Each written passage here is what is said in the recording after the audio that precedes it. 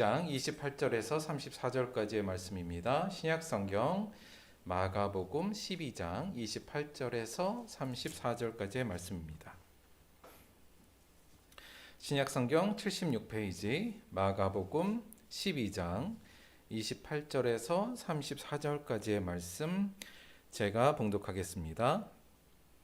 서기관 중 한 사람이 그들이 변론하는 것을 듣고 예수께서 잘 대답하신 줄을 알고 나와 묻되 모든 계명 중에 첫째가 무엇이니까? 예수께서 이르시되 첫째는 이것이니 이스라엘아 들으라 주 곧 우리 하나님은 유일한 주시라 내 마음을 다하고 목숨을 다하고 뜻을 다하고 힘을 다하여 주 너의 하나님을 사랑하라 하신 것이요 둘째는 이것이니 내 이웃을 내 자신과 같이 사랑하라 하신 것이라 이보다 더 큰 계명이 없느니라. 서기관이 이르되 선생님이여 옳소이다. 하나님은 한 분이시요 그 외에는 다른 이가 없다 하신 말씀이 참이니이다. 또 마음을 다하고 지혜를 다하고 힘을 다하여 하나님을 사랑하는 것과 또 이웃을 자기 자신과 같이 사랑하는 것이 전체로 드리는 모든 번제물과 기타 제물보다 나으니이다. 예수께서 그가 지혜 있게 대답함을 보시고 이르시되 내가 하나님 나라에서 멀지 않도다 하시니 그 후에 감히 묻는 자가 없더라. 아멘.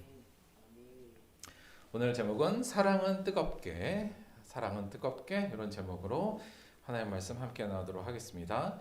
다들 정신 약간 있으실 때 공부 오늘 잠깐 시작하도록 할게요.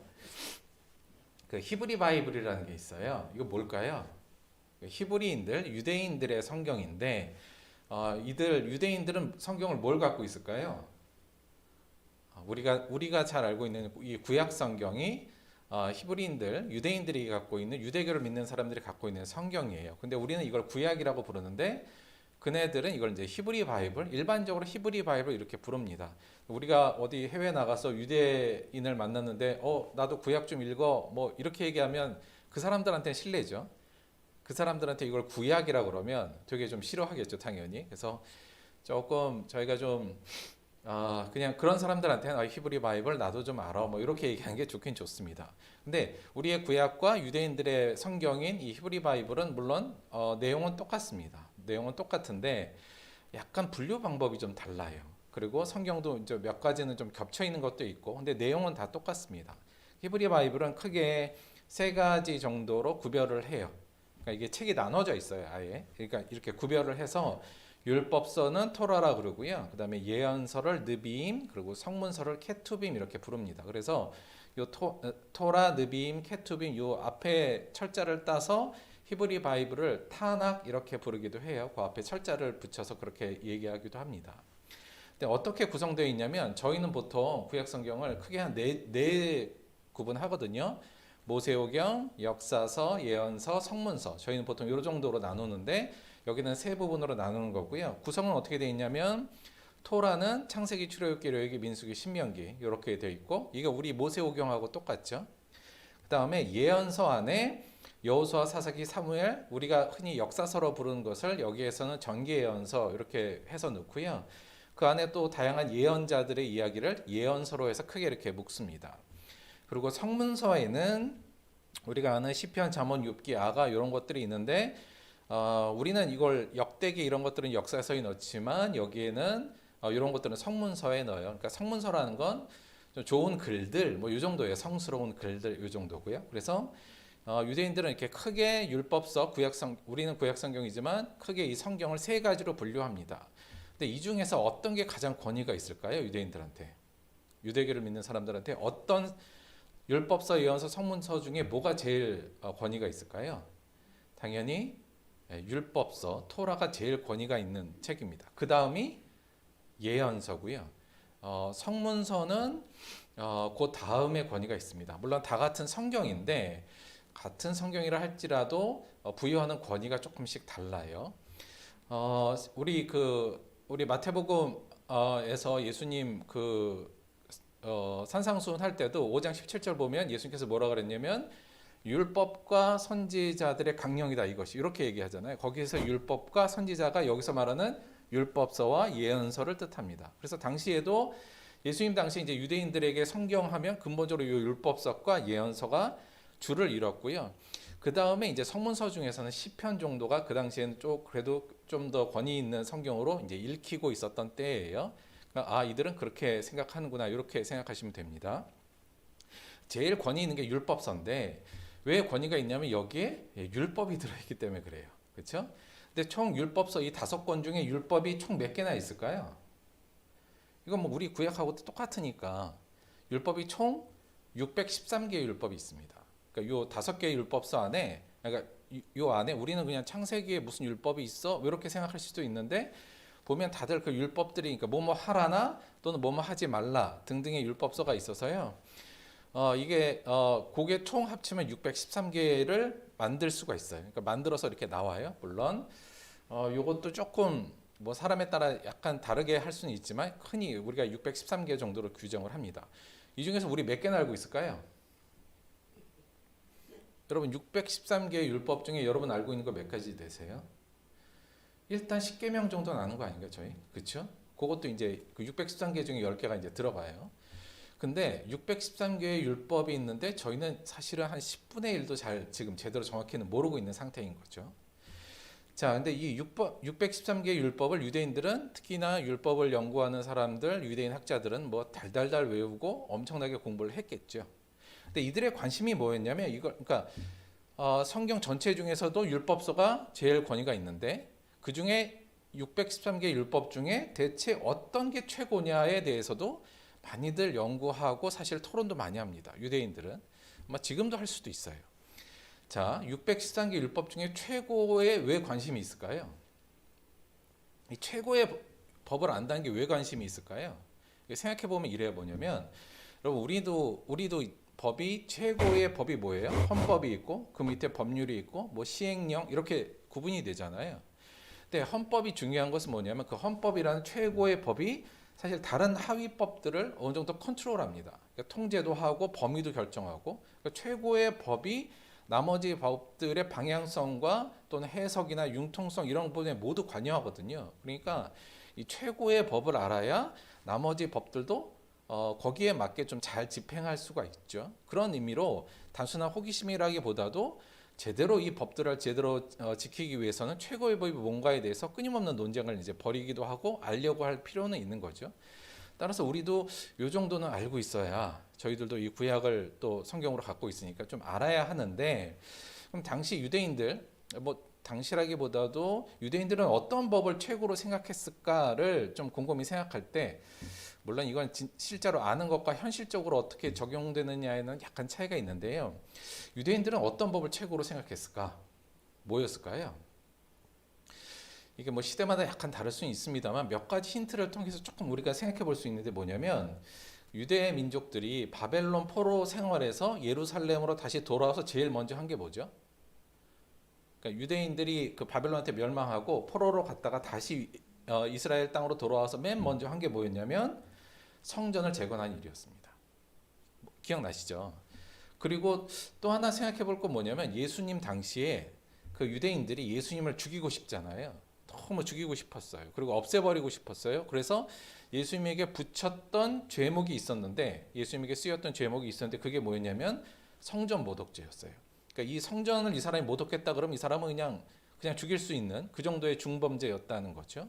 그러니까 이 정도를 통해서 저희가 뭘 알 수 있냐면 과거나 예수님 당시나 당시에 최고의 법으로 생각했던 유대인들이 최고의 법으로 생각했던 것은 이런 법이었는데 뭐였냐면 성전에 관한 것, 제사에 관한 것, 제사장에 관한 것 이게 최고의 법으로 생각했을 것 같아요. 그러니까 성전이 왜 중요하냐면 성전 안에 성전이 있어야 뭘 할 수 있어요? 제사를 지낼 수 있고요. 그 제사를 지내는데 제일 중요한 사람이 누구냐? 제사장이죠. 그래서 사실 이 613개의 율법 중에 이 성전에 관한 것, 성막에 관한 것, 혹은 제사에 관한 것, 제사장에 관한 법률이 제가 정확히 세보진 않았는데 한 반 정도는 될 것 같습니다. 그러니까 613개 중에 한 300개 정도는 다 이거에 관한 법이에요. 우리가 알다시피 레위기는 다 대부분이 무슨 법이에요? 제사에 관한 법이잖아요. 그러니까 사실은 이 613개 법 중에 이 성전에서 제사 드리는 거에 관한 이 법이 양도 많고 또 당시의 사람들이 최고로 중요하다고 생각했던 법으로 우리가 이해할 수 있을 것 같습니다. 그러니까 이 사람들이 다시 이스라엘 왔을 때도 성전부터 지으려고 했고요. 예수님 당시에도 이 성전 모독의 혐의로 예수님을 좀 제거하고자 노력했던 것에서도 알 수 있을 것 같아요. 정말 최고의 법은 뭘까요? 만약에 이렇게 생각하면 다시 말하면 성전에서 제사 드리는 게 나머지 모든 법들을 통제하게 된다는 의미인데 사실은 이것이 유대인들의 그 불행한 역사의 시작이었다 이렇게 볼 수도 있습니다. 자, 영화 얘기 잠깐 해볼게요. 영화 얘기 잠깐 해봤는데 요거 요즘에 넷플릭스에서 제일 핫한 영화 중에 하나입니다. 이게 돈 룩업이라는 영화인데 잠깐만 설명드리면 이게 뭐냐면 이게 약간 블랙 코미디인데 요 두 사람이 천문학자예요. 근데 두 사람이 어느 날 갑자기 새로운 혜성을 발견합니다. 그러니까 천문학자가 혜성을 발견한다는 건 아주 대박인 거거든요. 자기 이름 붙이고 이제 앞길이 훤한 건데 그래서 너무 좋아했어요. 새로운 혜성을 발견하고 근데 조금 연구해 보니까 혜성의 그 궤도가 지구로 곧바로 달려오는 겁니다. 그걸 발견한 거예요, 천문학자가. 그래서 계산을 해봤더니 6개월 후에 이 혜성이 지구로 떨어진다는 것이 명확해요. 앞만 계산해봐도 너무 명확한 거예요. 자, 이 천문학자들이 이제 뭘 해야 될까요? 이 사실을 세상에 빨리 알려야 되잖아요. 그래야 뭔가 좀 대비도 하고 6개월 후에 이 혜성이 떨어지면 지구는 멸망하는데 그래서 이 천문학자가 대통령을 찾아가요. 이렇게 제가 이렇게 발견하고 이렇게 계산했더니 6개월 후에 지구가 혜성이 달라와요. 그랬더니 대통령은 에이 뭐 그러겠나 하겠나 이런 반응을 보이면서 이걸 어떻게 내 지지율을 올리는 데 활용할까 이렇게 나온 거예요. 너무 답답하잖아요. 그래서 언론을 찾아가요. 언론에 가서 막 인터뷰를 하고 이래요. 좀 있으면 혜성이 떨어져서 우리 죽을 수도 있어요. 이랬더니 언론도 뭐라 그러냐면 에휴 뭐 설마 그러려고 하면서 이걸로 자기의 시청률을 올리려고 노력을 해요. 그리고 사업한 사람들은 혜성 안에 무슨 광물들을 우리가 뽑으면 이거 대박 나겠는데 뭐 이렇게 있고 세상 사람들도 과학자들이 확 외쳐도 에휴 뭐 그러겠어 뭐 그냥 이러면서 이러면 어느 주식이 떨어지나 뭐 이러고 있는 거예요. 그러니까 이 과학자 입장에서는 너무 이게 답답하잖아요. 그래갖고 이 영화의 하이라이트인데 요 이제 주인공이 참다 못해서 이제 막 그 절규를 합니다. 방송사 앞에 가서 뭐라 그러냐면 혜성이 나와서 6개월 후면 우리 다 죽는다고. 지지율이 무슨 필요가 있고 돈이 뭔 필요가 있어 다 죽는다는데 이렇게 절규하는 장면이 나와요. 물론 그래서 영화에서는 뭐 지구는 결국 멸망합니다만 제가 요걸 보면서 사실은 제가 이 영화가 약간 제가 볼 때는 기후 위기에 대한 이야기 같아요. 그러니까 이제 과학자들이 다양한 데이터를 통해서 우리 지금 화석연료 줄여서 기온 낮추지 않으면 우리 다 죽습니다. 이렇게 얘기해도 우리 아무도 지금 그거에 큰 관심 없잖아요. 환경에 대해서 큰 관심이 없는 이제 그러한 현 세태를 조금 풍자하는 블랙 코미디 영화 약간 그런 건데 저는 이게 또 목사니까 이걸 보면서 어떤 생각이 들었냐면 이게 성경이 아무리 절규를 해도 그러니까 과학자가 데이터를 갖고 얘기해도 세상이 안 듣는데 우리가 성경을 갖고 사람들한테 외칠 때 이 사람들이 듣겠나 이런 생각도 좀 들었고 또 하나 정말 성경은 이렇게 절규하는 내용들이 훨씬 많은데 우리는 그 절규하는 내용 우리 스스로도 들으면서도 에이 뭐 그러겠나 이러면서 그냥 당장 눈앞에 있는 내 일에나 신경 쓰는 그 모습이 제가 볼 때는 좀 제 신앙적으로 볼 때는 그 모습하고 좀 닮아 있는 것 같아서 좀 마음도 저도 좀 찔리고 조금 저는 그런 식으로 좀 해석이 되더라고요. 성경이 정말 절규하는 메시지가 있습니다. 우리한테 정말 막 절규를 하고 마치 예전 구약시대의 선지자들이 정말 그 백성들 앞에 하나님의 말씀을 절규하듯 외쳤어도 사람들이 그냥 듣지 않고 넘기고 그냥 앞에 있는 자기의 작은 일들에만 신경 쓰는 결국 이스라엘도 결국 그러다 멸망한 거죠. 그런 것처럼 성경이 오늘날에도 우리에게 절규하는 메시지가 있는데 우리가 그 절규하는 메시지를 너무 그냥 한 귀로 들었다 한 귀로 흘리는 모습들이 좀 많지 않나 이런 생각도 들고요. 성경이 정말 절규하는 메시지가 뭔가를 생각해 볼 때 제가 오늘 본문을 조금 생각해 봤어요. 자, 오늘 본문은 사실 저희가 조금 그동안도 조금 자주 봤던 본문이긴 해요. 잠깐 설명을 좀 드리면 이게 이제 성경이 절규하는 얘기다 이렇게 생각하시고 조금 더 저희가 좀 마음을 좀 가다듬고 한번 생각해 보려고 해요. 오늘 본문은 예수님과 서기관의 대화로 근본적으로 이루어져 있습니다. 예수님께서 사실 다른 어떤 사람들과 율법적인 것으로 논쟁을 하고 있는데 여기 서기관이라는 건 한마디로 율법학자예요. 율법을 열심히 연구하는 사람입니다. 이 사람이 예수님께서 대답을 너무 잘하는 걸 보고 아니 나사렛 깡촌에서 공부도 하는 이 젊은이가 어떻게 율법을 이렇게 잘 알아? 이제 이런 생각이 드는데 너무 예수님 말씀이 좋고 또 자신들이 몰랐던 것들을 가르쳐 주니까 놀래서 예수님에게 이제 묻습니다. 모든 계명 중에 첫째가 무엇입니까? 이렇게 이제 질문을 하죠. 여기서 모든 계명은 몇 개요? 613개의 계명 중에 1번이 뭡니까? 이렇게 물은 거죠. 그랬더니 예수님께서 우리가 다 알다시피 첫째는 이것이니 이스라엘아 들으라 주 곧 우리 하나님은 유일한 주시라 내 마음을 다하고 목숨을 다하고 뜻을 다하고 힘을 다하여 주 너희를 사랑하신 것이요 둘째는 이것이니 내 이웃을 내 자신과 같이 사랑하라 하신 것이니라 이보다 더 큰 계명이 없느니라 이렇게 이제 예수님께서 답을 주셔요. 그랬더니 서기관이 그거에 대해서 한 번 더 약간 한번 복습하듯이 얘기를 하죠. 옳소이다 하나님은 한 분이시요 그 외에 다른 이가 없다 하신 말씀이 참이니이다. 또 마음을 다하고 지혜를 다하고 힘을 다하여 하나님을 사랑하는 것과 또 이웃을 자기 자신과 같이 사랑하는 것이 전체로 드리는 모든 번제물과 기타 제물보다 나으니이다. 이렇게 이제 그 말씀을 한번 호응해 주고요. 그다음에 예수님께서 뭐라? 이 서기관 얘가 지혜롭게 말하네. 요걸 보시고 뭐라 그랬냐면 내가 하나님의 나라에서 멀지 않도다. 이제 이렇게 말씀하시면서 이제 어떤 짧은 대화가 끝나는 장면입니다. 요 네 가지 대화에 왔다 갔다 하는 내용을 우리가 조금 보면서 오늘 그 절규의 내용을 조금 더 저희가 살펴보려고 해요.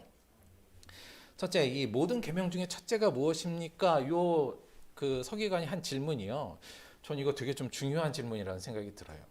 중요하기도 하고 요렇게 질문 정도를 하려면요. 꽤 많은 것들이 갖추어져야 이런 질문이 나옵니다. 그러니까 우리가 일반 신앙생활 할 때도 이런 질문을 별로 안 할 수도 있어요. 근데 이 질문을 기본적으로 하려면 어떤 게 기본적으로 갖춰져 있어야 되냐면 일단은 이 모든 계명에 대한 지식이 좀 있어야 돼요. 그러니까 여기서 모든 계명 중에 첫째가 뭡니까라는 얘기는 일단 그 613개의 모든 계명을 일단 다 알고 있다는 얘기가 돼요. 그러니까 이게 의미가 있는 건 뭐냐면 이걸 다 알아야 그러니까 다시 말하면 신앙 안에서도 큰 숲을 우리가 볼 수 있어야 그 중에서 제일 무엇인가에 대한 관심도 사실 생기거든요. 근데 우리가 사실 그 단지 613개가 아니라 성경 전체에 나오는 그 수많은 하나님의 말씀 안에 우리가 정말 얼마나 알고 있는가, 정말 10%는 알고 있나라는 생각이 좀 들어요. 그러니까 일단은 이 모든 계명에 대한 아는 것들이 일단 중요하고 일단 알아야 이 질문이 되고 두 번째는 그걸 안 상태에서 정말 하나님이 가장 중요한 게 여긴 게 뭔가에 대한 관심이 있어야 이 질문이 나오는 거죠. 또 하나는 이 사람이 이 질문을 물어본 건 저는 약간 이런 것 같아요. 뭐냐면 이게 예수님을 좀 뭐랄까 그냥 모함하려고 한 거라기보다도 실제로 정말 궁금해서 물어보고 확인하고 싶었던 것 같아요. 이 사람이. 근데 이 자세도 저는 좋다는 생각이 드는데 뭐냐면 자신의 견해에 대해서 때로는 의심하고 점검하는 태도 좀 있어야 돼요. 그러니까 율법학자가 지금 자기는 1번이 뭔지를 자기도 나름대로 알고는 있어요. 그러니까 자기 스스로도 어떤 견해가 있는데 그 견해를 지금 예수님이 율법을 잘 아시네 저분한테 한번 물어볼까 또는 확인하고 싶은 마음이 들잖아요. 그러니까 우리가 조금 알고 나서 그걸 확신을 가지면 그 다음에 잘 변하지 않는 경우가 많거든요. 근데 그게 되게 위험할 때가 많아요. 그래서 내가 알고 있고 또 내가 이게 확실하다는 것도 때로는 자기 스스로를 성찰하고 반성하고 내가 알고 있는 게 맞나? 이런 걸 계속 의심하는 자세. 그래서 더 확증하려는 자세는 제가 신앙인들도 꼭 가져야 되는 좀 자세가 아닌가 그런 생각을 좀 갖습니다. 그러니까 나름 꽤 의미 있는 질문을 꽤 열심히 신앙생활하는 사람이 예수님께 지금 던진 거고요. 말씀드렸듯이 이 질문을 묻는 이유 이게 중요한 것은 이걸 알아야 이것이 나머지의 614개의 것들을 컨트롤할 수 있고 그 부분들을 우리가 잘 그 나머지 법들도 우리가 잘 쓸 수 있거든요. 그래서 그 최고가 뭔가를 아는 건 굉장히 중요한 부분이다. 그러니까 그걸 물어봤다고 생각하면 됩니다. 자, 이게 굉장히 중요한 질문인데 이걸 오늘날 우리로 따지면 이제 우리는 우리도 질문을 던져야 된다는 거죠. 나의 신앙생활에서 가장 중요한 건 무엇인가? 하나님이 정말 기뻐하시고 최고로 생각하신 게 뭔가? 우리의 모든 신앙생활의 기준으로 삼아야 될 게 뭔가? 요거에 대한 우리 스스로도 이제 질문을 던져야 되는데 요거 질문 던지면 우리 뭐라고 대답하면 될까요?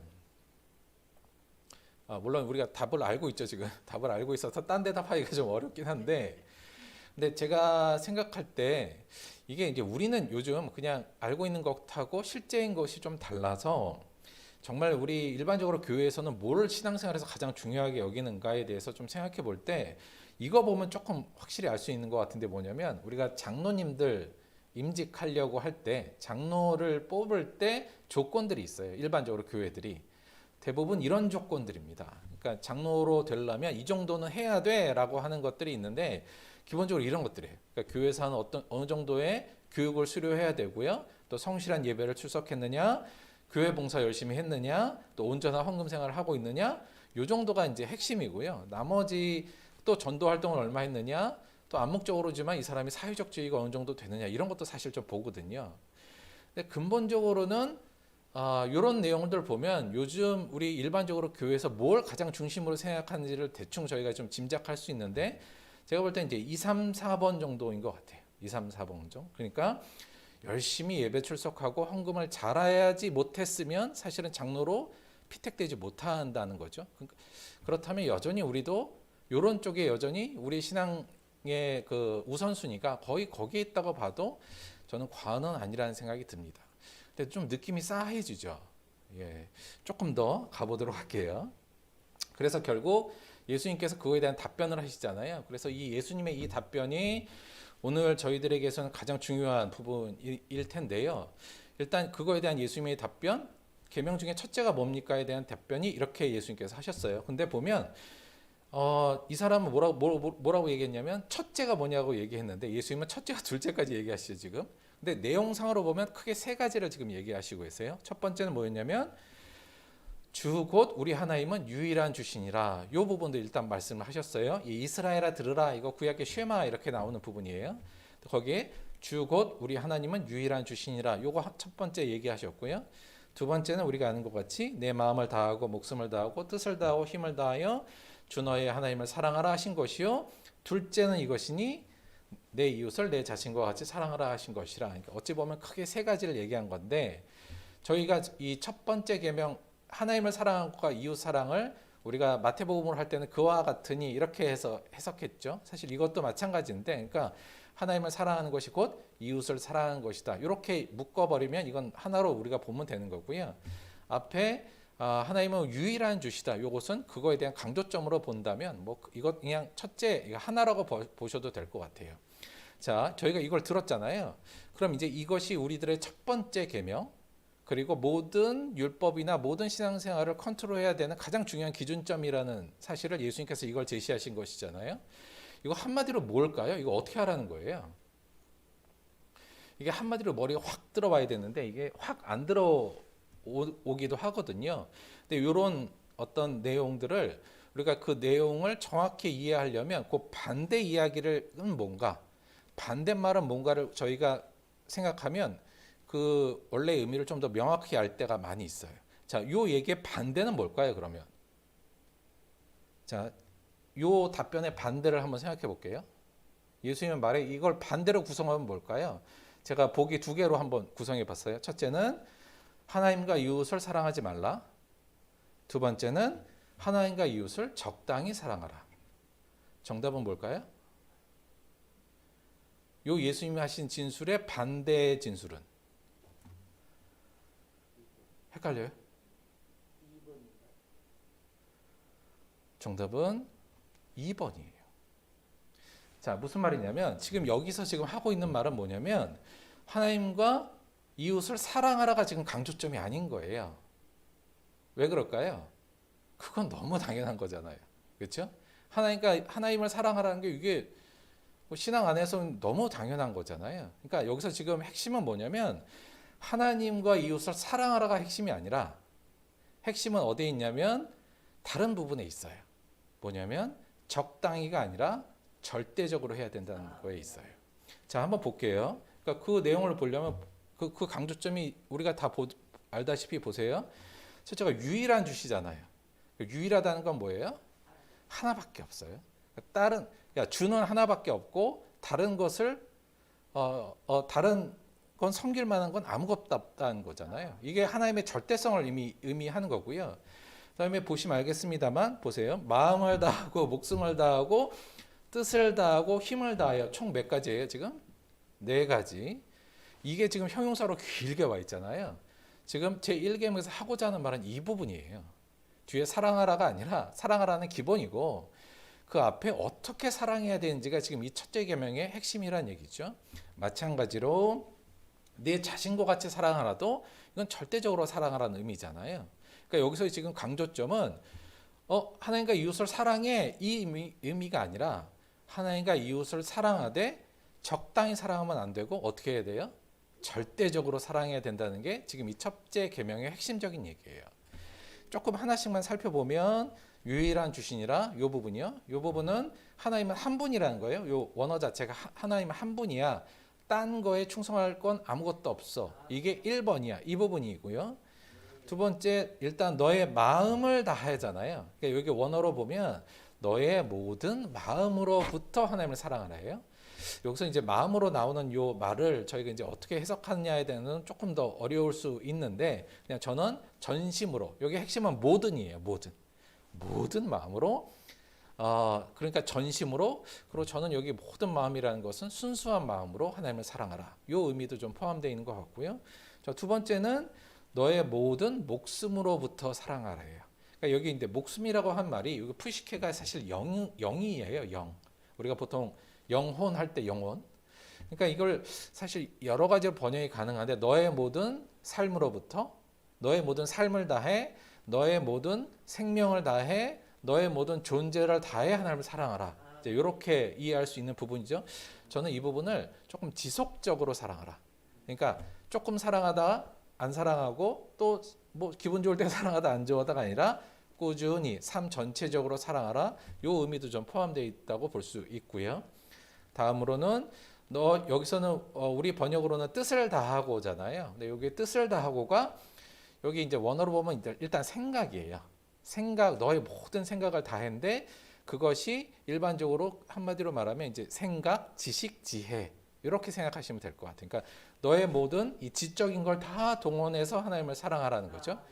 그리고 마지막에는 힘을 다하여는 너의 모든 능력을 다해서 최고의 노력으로 하나님을 사랑하라는 거죠. 그러니까 이제 크게 보면 마음과 지적인 부분과 너희들의 물리적인 모든 노력들을 총동원해서 주 너희 하나님을 사랑하라가 지금 여기서 하고자 하는 말씀이고, 마찬가지로 그 하나님을 사랑하는 방식으로 이웃을 사랑할 때도 어떻게 해요? 네 자신처럼. 이건 뭐예요? 적당히 그냥 사랑하면 되는 게 아니라 정말 절대적으로 이웃을 사랑해야 된다는 것이 이 첫째 계명에 지금 예수님께서 하고 있는 강조점이라는 거예요. 그래서 이 말의 반대말은 하나님과 이웃을 사랑하지 말라가 아니에요. 여기 이 첫째 계명의 핵심은 뭐냐면 적당히 사랑하면 안 된다는 게 지금 첫째 계명의 핵심이라는 거죠. 그래서 이 예수님의 그 첫 번째 계명, 우리 신앙의 기준점이 되는 핵심은 뭐냐면 하나님과 이웃을 적당히 사랑하게도 된다는 생각은 큰 오산이다. 이게 지금 절규하는 목소리예요. 야, 너희들 하나님 그냥 적당히 사랑하고 이웃도 적당히 사랑하면 된다고 생각하면 큰일 나. 이 얘기예요. 하나님과 이웃을 절대적으로 사랑해라. 지금 이 얘기가 예수님이 말씀하신 그 첫 번째 계명의 핵심적인 내용이다 말할 수 있습니다. 그랬더니 요 두 번째 요 사람이 이 서기관이 그거에 대해서 이제 다시 한번 리뷰를 해주는데 약간 다르게 리뷰를 해줘요. 보시면 옳소이다 하나님은 한 분이시오 그 외에 다른 이가 없다 하신 말씀이 참이니이다. 그 외에 다른 이가 없다고 본인이 약간 첨언해서 지금 다시 한번 말을 해주죠. 그리고는 마음을 다하고 지혜를 다하고, 여기서는 지혜로 했어요. 여기 뜻을 할 때 예수님은 뜻이라고 했는데 여기를 자기는 지혜로 바꿨어요. 근데 그 원어적으로 보면 지혜로 이해하는 게 맞는 것 같기도 해요. 그리고 힘을 다하여 하나님을 사랑하는 것과, 그래서 앞에 두 개, 예수님이 말씀하신 건 네 개인데 이 사람은 세 개로 말했잖아요. 그러니까 앞에 마음을 다하고 그 다음에 목숨을 다하고를 그냥 마음으로 합쳤어요. 이 사람은. 그래서 여간 마음과 지적인 것과 물리적인 힘, 우리가 갖고 있는 모든 것을 다하여 하나님을 사랑하는 것과 또 이웃을 자기 자신과 같이 사랑하는 것이 맞습니다. 이렇게 하면 되는데 그 다음에 뭘 하나 더 붙였죠. 뭐라 그랬냐면 전체로 드러는 모든 번제물과 기타 제물보다 낫습니다. 이러고 하나 자기가 약간 주석을 좀 달았어요. 근데 이건 무슨 말이냐면 당시에 대부분의 율법사나 율법을 연구한 사람들은 1번이 뭐라고 지금 생각하고 있다는 거예요? 예, 모든 번제물과 기타 제물들이 최고로 생각하고 있는데 맞아요. 이 사람은 그걸 좀 그거보다 더 중요하고 1번은 뭐냐면 하나님과 이웃을 어떻게 해요? 절대적으로 사랑하는 거, 그것이 최상의 법이라고 저도 생각합니다. 이러면서 사실은 당시에 생각했던 그 주변에 지금 서기관들도 있고 여러 사람이 있었을 텐데 그 사람들을 한마디로 말해 디스했다고 볼 수도 있고, 이건 되게 어찌 보면 되게 용감한 거예요. 이렇게 얘기하면 아마 그 무리에서는 쫓겨났을 겁니다. 아마 요 서기관은. 그런데 이거 너무 반가운 거예요. 자기는 속으로 그렇게 생각하고 있었는데 딴 사람들은 다 제사가 최고야 막 이러고 있었는데 예수님이 이 얘기를 해주니까 자기가 너무 반가웠던 것 같아요. 그러면서 좀 과감하게 이 얘기를 하죠. 그래서 이 부분 사실 저희가 사실은 많이 말씀드렸던 부분이긴 하잖아요. 그래서 이 부분이 굉장히 중요하다는 걸 다시 한번 좀 강조를 드립니다. 사실 이것 때문에 우리가 예수님께서 하신 거 기억나시는 거 있죠? 예수님께서 이 성전 청결 사건 하신 거 기억나시죠? 그러니까 당시 어떤 일이 있었냐면 당시 예수님 당시 유대인들이 이 성전이 기본적으로 성전이 중요한 거 그곳에서 제사를 지내는 거잖아요. 그리고 그래서 제사장이 중요했고 제사장이 모든 종교 권력을 다 갖고 있었어요. 대부분. 그랬는데 이 성전에서 제사를 드리려면 재물이 있어야 되잖아요. 근데 재물이 뭐 가난한 사람은 비둘기도 드리고 많은 사람들은 뭐 양도 드리고 뭐 이러는데 이게 성전이 예루살렘에 있다 보니 그 재물을 성전까지 들고 오기가 너무 힘든 사람들도 많잖아요. 그래서 성전 주변에서 아예 재물을 팔았어요. 그러니까 이제 돈 들고 와서 성전에서 재물을 사서 제사를 드리는데 그 비둘기 하나 값도 엄청나게 폭리를 취해서 팔았고, 더군다나 그걸 살려면 성전에서만 쓰는 돈으로 또 바꿔야 돼요. 근데 그 바꿀 때 수수료도 엄청 떼어갔어요. 그러니까 돈 없는 사람은 지금 비둘기 한 마리 해서 하나님께 제사 드리려고 가는데 거기에 환전비 수수료 떼이죠. 비둘기 값도 폭리 한 몇 배씩 값을 치러야 제사를 지내는 일이 있었던 거예요. 그러니까 예수님께서 그걸 보시고 성전을 강도의 구렬로 너희들이 만들었구나. 그리고 이제 청결하신 사건이 있지 않습니까? 그러니까 다시 말하면 당시에 재물에 대한 이 강도가 사실은 이웃사랑, 오히려 이웃의 어려운 이웃을 강탈하는 역할로 지금 바뀌어 있는 상황에서 예수님께서 이런 청결 사건을 발휘하신 거죠. 그러니까 당시에 그럼에도 불구하고 당시 유대인들이 이 심각성을 이해하지 못했다. 여러분 근데 그 613개 율법이 있다 그랬잖아요. 구약에도. 근데 지금 그 절반은 여러분 지키고 싶어도 못 지킵니다. 왜 그럴까요? 지금 유대인들이 613개 중에 지키고 싶어도 절반 이상은 못 지켜요. 나 율법 다 지켜볼래 하려도 못 지킵니다. 왜 그럴까요? 지금은 성전이 없잖아요. 성전이 그 예루살렘 제사를 드린 성전이 예수님이 승천하시고 AD 70년에 로마한테 완전히 무너집니다. 그래서 지금은 유대인들의 성전이 아예 없어요. 그 이후로. 그래서 이때 성전이 파괴되고 성전에 있던 보물들을 다 로마인들이 다 뺏어갔거든요. 지금 뭐만 남아 있어요? 예루살렘 가면 성전 벽만 조금 부분 남아 있죠. 그것이 무슨 벽이에요? 통곡의 벽. 거기서 유대인들이 울면서 기도하잖아요. 70년 이후로 성전이 아예 없어졌습니다. 성전이 없어지면 뭐가 없어요? 제사를 못 드려요. 제사는 성전에서만 드려야 되니까. 그럼 제사가 없으면 뭐도 없어요? 제사장도 없잖아요. 그러니까 그거에 관련된 모든 법은 지금은 지키고 싶어도 지킬 수가 없는 유대인들의 법이에요. 그러니까 유대인들은 지금 613개 중에 지킬 수 있는 게 굉장히 제한적이에요. 지키고 싶어도. 그냥 개인적으로 생각할 때 하나님께서 왜 그러셨을까? 왜 성전을 그렇게 다 없애버리셨을까를 생각해 보자면 이게 첫 번째 가장 중요한 이것을 사람들이 잊고 제사와 율법, 제사와 성전 여기에 사람들이 몰두하니까 아예 없애버리신 게 아닌가라는 생각을 갖습니다. 그런데 좀 가슴 아픈 건 뭐예요? 우리 교회들이 이 하나님께서 폐기하신 법을 요즘은 다시 살려서 성전 지어야 돼요 막 이러고 있고요. 그다음에 예배 안 드리면 다 죽어요 지금 이러고 있잖아요. 그러니까 오히려 하나님께서는 이미 야 그거 아니야. 정말 중요한 건 이건데 니들 이거 자꾸 그거 신경 쓰지 마. 근데 워낙 그걸로만 사람들이 집중하니까 하나님께서 없애버리셨는데 오늘날 교회는 오히려 성전, 헌금, 예배 여기에 모든 신앙이 집중되어 있다는 것이 저희를 좀 등골스럽게 하는 현상이라는 생각도 듭니다. 여하간 그랬더니 예수님께서 그 대답을 보시고 뭐라 그랬냐면 내가 하나님 나라에서 멀지 않도다. 왜 멀지 않도다 그랬을까요? 제대로 알고 있는데. 알기만 하잖아요. 그렇죠? 아는 건 중요한데 지금 알고만 있지 실제로 그렇게 하나님을 절대적으로 사랑하는 모습을 모르니까 아니니까 내가 하나님 나라에서 멀지 않도다. 그런데 너 제대로 알고 있네. 이렇게 칭찬하는 부분입니다. 오늘 두 가지 말씀을 좀 드릴 텐데 이 성경이 절규하는 얘기를 저희가 조금 그 절규를 좀 들을 필요가 있어요. 두 가지라고 볼 수 있는데 첫째, 제사와 제물이 아니라 사랑이라고 이거. 그게 정말 중요한 거 그렇게 중요하지 않다고 그렇게 막 성전 멋지게 지고 그 안에서 제물 드리고 하는 게 하나님이 정말 기뻐하는 거 아니라고 이게 지금 절규하는 첫 번째 내용이고요. 두 번째가 이 부분이에요. 적당히 사랑하면 된다는 생각은 버리라고 이 부분이에요. 그러니까 첫 번째는 저희가 얘기를 그동안 많이 했으니까 오늘은 이 두 번째 부분에 대해서 여러분이 꼭 좀 마음에 기억하시면 좋을 것 같아요. 우리가 일반적으로 뭐 하나님 나 지금 열심히 그래도 교회 다니고 하나님 사랑하고 있어. 이웃들도 내가 나름 하고 있어. 요거 나름이나 혹은 적당히 해도 된다는 이 생각을 버려야 되는 게 오늘 예수님께서 강조하신 부분입니다. 굉장히 근데 이렇게 되면 굉장히 저희들이 좀 어려워지잖아요.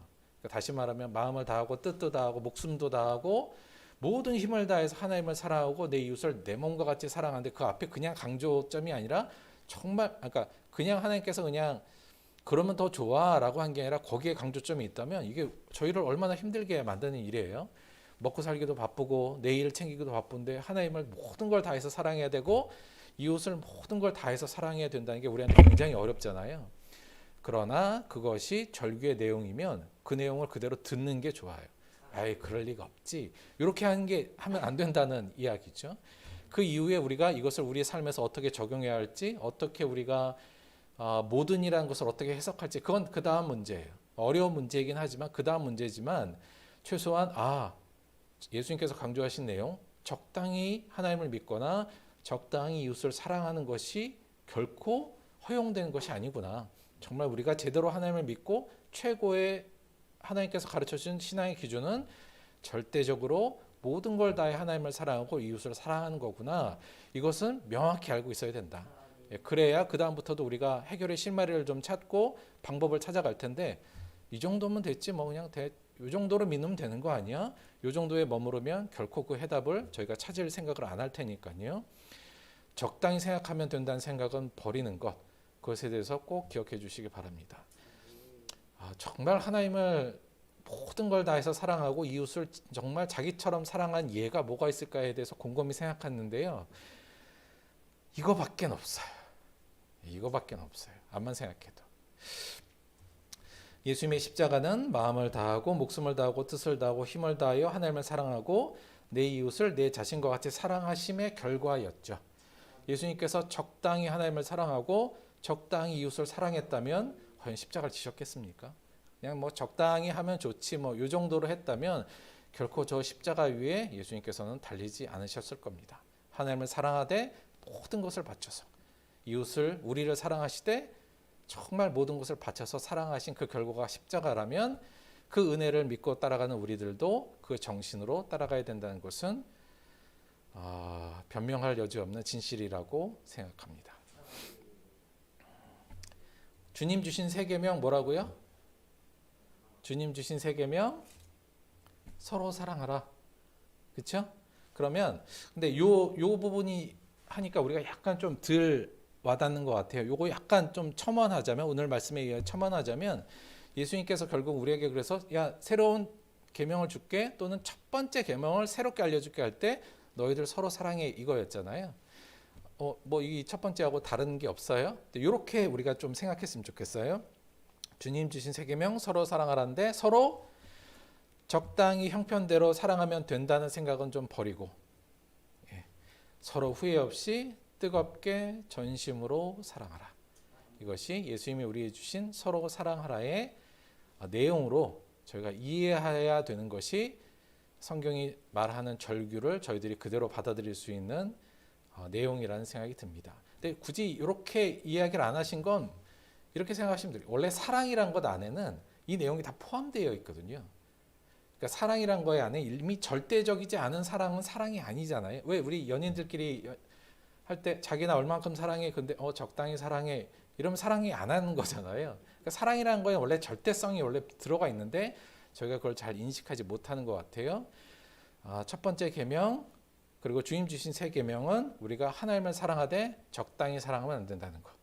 이웃을 사랑할 때도 적당히 사랑해도 된다는 생각은 버리고 우리가 최선을 다해서 우리의 모든 것을 다하여 하나님을 사랑하고 이웃을 사랑하는 것이 첫 번째 계명이라는 사실, 모든 것의 기준이라는 사실을 잊지 마시고 올 한 해는 저희가 뭐 어려운 일이지만 정말 우리 모든 것을 바쳐서 하나님을 사랑하고 이웃을 사랑하는 그 첫 계단, 첫 단계의 시작을 함께 하게 되기를 주님의 이름으로 축원드립니다.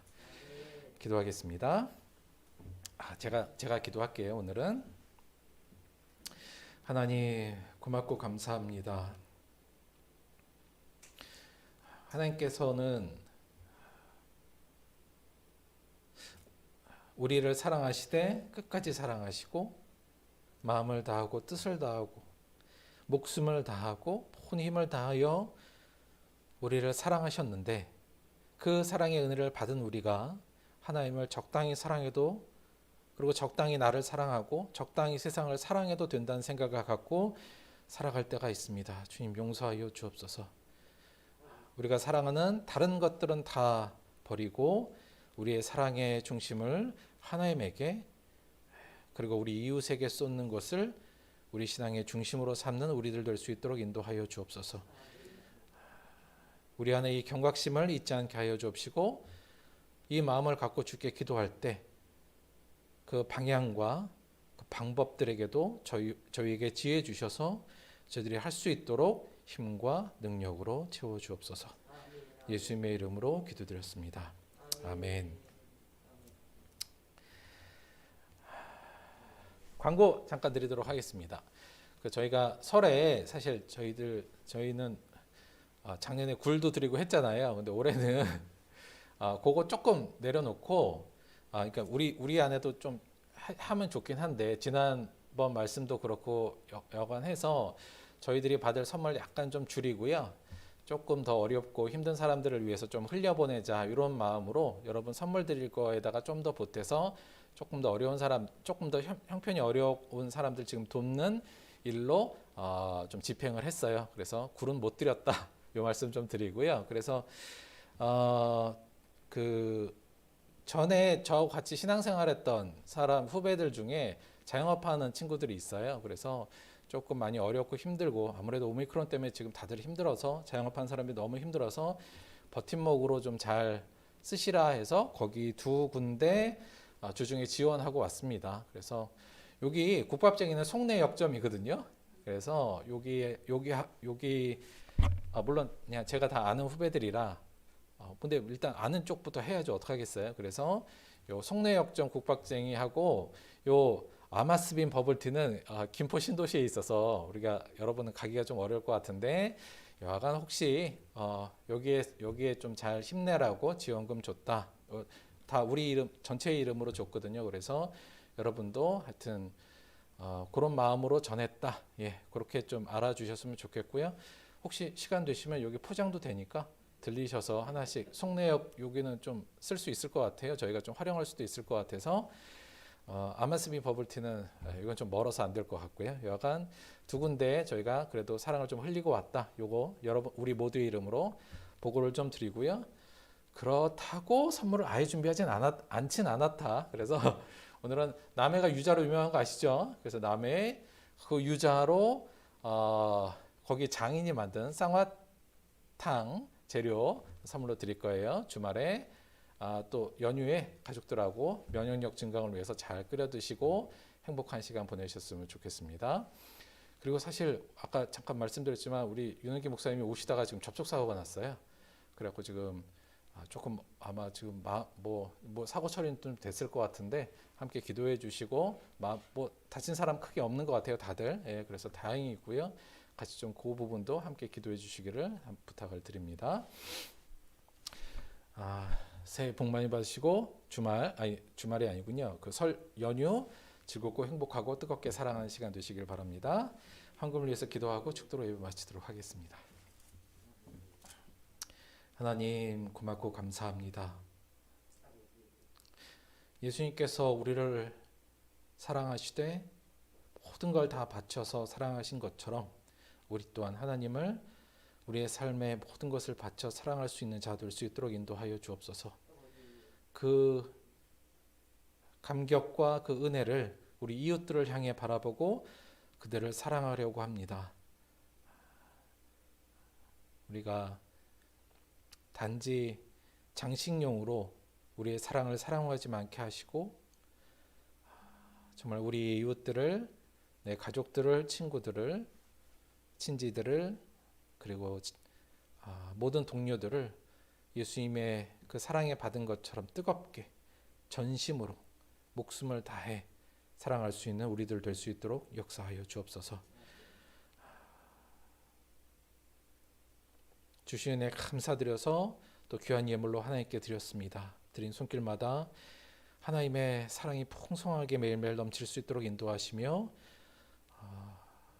이 예물이 쓰이는 흘러가는 그곳에 그 하나님의 절대적인 사랑, 하나님의 한없는 그 사랑에 꽃 피울 수 있도록 역사하여 주옵소서. 감사드리며 예수님의 이름으로 기도드렸습니다. 아멘. 지금은 우리 주 예수 그리스도의 은혜와 아버지 하나님의 영원하신 사랑과 보혜사 성령의 내주 교통하심이 적당히 사랑한 걸로 만족하며 신앙생활을 하지 않고 우리의 마음을 고쳐먹고 모든 것을 다해 하나님을 사랑하고 이웃을 사랑하기로 결단한 사랑 우리 모든 들벅교회 성도들의 삶 속에 지금부터 영원토록 함께하기를 간절히 축원드리옵나이다. 아멘.